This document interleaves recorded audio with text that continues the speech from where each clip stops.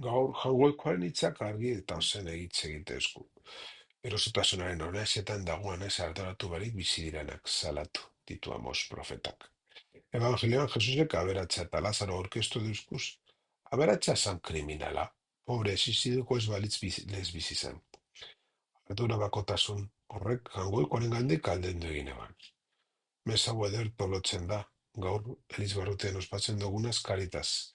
Hauze eta kasko, gogora kurtso hasierako kanpainan. Zurekin batera biz bai. Kontigo bai. Baki ez da bakarka, bestei lepoa emon da bizitzeko zerbait. Hartu emona da kristau bizitzaren ardatz. Hartu emona jangoiko gaz eta nahi arrebagaz. Lazaro gisa joberatzaren atarian egoan, baina ez eban begiradarek behaso haren gandik. Egin jaku begiratu antzeman, banatu daigun. Anai arrebabarik gure fedea utzi dagotan. Gainera, pastoral kultso barria azten diar dugu Elizbarrutian batera goiburuan arraitatik. Zin dugula bakarka bakotza berean itxututa. Bere erlosotasunean kokatu bizi etzainaku gaurko parabolan. Elizaren bidea alkarregaz, jangoikoaren errenez bide egitea da. Alkarregaz entzun daikegu. Hitzak, aurenak zaindu, itxaropenari eutzi, alkar hartuta. Danentzako lekua dauan, inor kanpoan izten ez dauan alkartea egin geinke. Honako holkoa emondu San Paulo Timoteori, zuzentasunez, fedez, baitasunez, emapenez eta otxantasunez jokatu. Horize da gorko kutsasirako gitara guabe. Fedea paltasunez eta kompromiso osbizi. Akar lagunduz bat eginda. Jardunez premia gehien dauanaren alde eginez.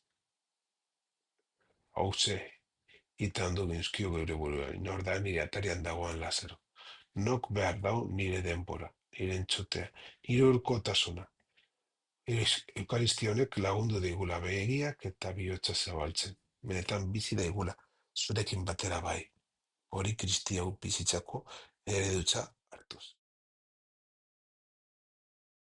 Ui jainko, parkatuz eta rukituz agertzen dozu, beraia zure almen handia. Izure gizueten barik gure gainera zeure grazia. Zuk agindutako ondasunetara lehiatuz, zeruko zoriona lortu daigun. Lehenengo otoitza jangoikoaren ezaugarri herrigarri bat aurkezten dizku.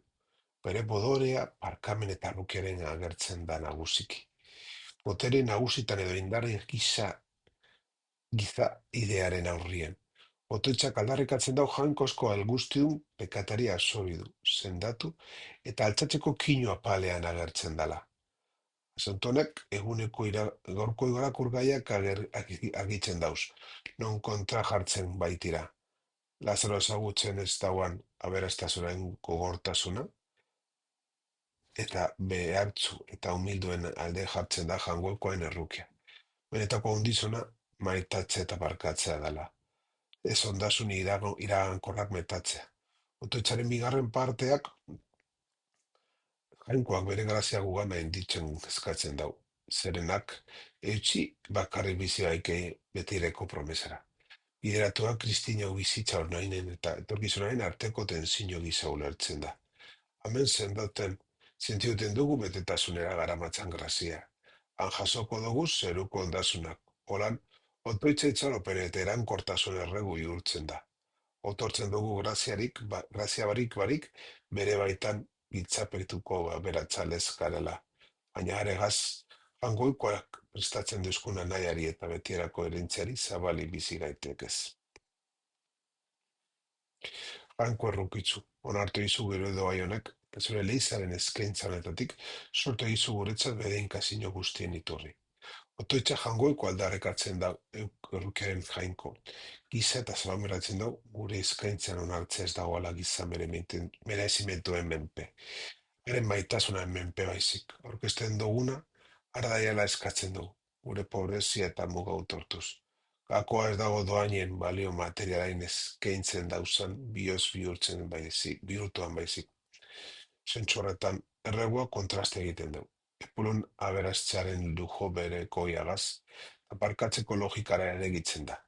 Guretzat bedeinkapen noren iturri zabaltzen dan esaten, otoitza Kristo adierazuten dugu biziturburu gisa. Eukaristia ez da kinu soil bat, graziasko iturri horretan sartzea baizik. Eskaintzen dugun guztia, bedeinkapen bihurtzen dau. Holan beteten da salmoa kantaten dagoena. Angoikoak eusten dutxo humilari, eta moten dutxo ogiak gozituari. Kristin hau, eskaintzak bere justizia egiten gaitu. Garadideko gaitzen gaitu. Mesa bakotzean izkasten dugu emoteak eskubide egitzen dauzala. Angoikoaren gandik benetako ugaritasuna jasotzeko. Gaur zure familia hau bere hitza entzute eta zatituko dugun zure hogi bakarretatik jateko orbatu da. Holan bere jaun berpistoaren oroigarri ospatzen dau, eta beste domeka baten zain bizi da. Iuntzerik izango ez dauan eta gizadia zure atxedenen sartuko dan domekaren zain. Orduan zure aurpegia ikusiko dugu, eta zure errukia betiren beti. Urtean zeharreko domekako amargarren prefazioa, jauna eguna.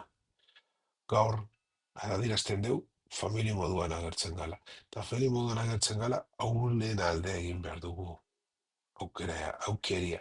Haule zilek ez da bakarrik ez dira bakarrik materialak. Mota askotako oleziak agertzen dira. Mosenak eta evangelioak agertzen da moduan.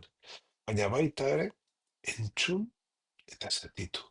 Entzungo dugun hitza, zatitzera eroaten gaitu. Entzun dugun jangoikoaren berba, zatiketa batera eroaten gaitu, jangoikoaren ogiakaz. Eta hau da, anaitasuna eta zenietasuna batzen dauan ogile. Horrezagatik, bere berpistuaren eta domekero ospatzen dugu. Domeken ospatzen dugu Paskoa, eta Pasko moduan aurpegiaren bila joan behar gara. Jangoikoaren aurpegia ikusiko dugu, eta alantze bere errukia begoratuko dugu. Jangoikoaren aurpegia, edo kidezakegu. Bai gure opakizunean, bai tabe, geure eguneroko bizitzan. Betiko biziaren sakramentu honek barritu daiala jauna, gure gorputzarimak, zeure semearen eriotxerak iragarri beragaz eta bat egin dugunok, haren biztueran ere parte izan daigun. Azkenengo otoitzak erregu bat egazazten da. Zeruko sakramentua gure gorputz eta espiritua barritu da izala. Holan, Eukaristiaen indar integrala baiestatzen da. Pertsona osoa ikutzen dagoena. Eta ez den harimera bakarrik. Barrikuntza horrek agindutako erentziaren behileguen zionantera zabaltzen gaitu. Kristoen aintza, koherenteak izatera. Gakoa bere Pasko misteriagaz bat egitea da. Bere eriotza iragarri dugu. Eta sakramentalki batekatu dugu. Ez da nahikoa berbaz aldarrikatzea. Onaren entregan parteatu behar da. Eukaristia, ospakizuna etxaropen aktiboaren iturri bihurtzen da. Eriko aintza, ez da ieza eraldatzen dan baizitza baten ondorio baizik. Evangelioan, aberastzaren kontrastea. Naregirikoa da. Era esan bat etorri, gu bat gatoz Kristoren mahaiagaz. Otoitzak gogora zaten duzku Eukaristia ez dela temploaren amaitzen, baizik eta existentziaren osoa barritzen dagoela.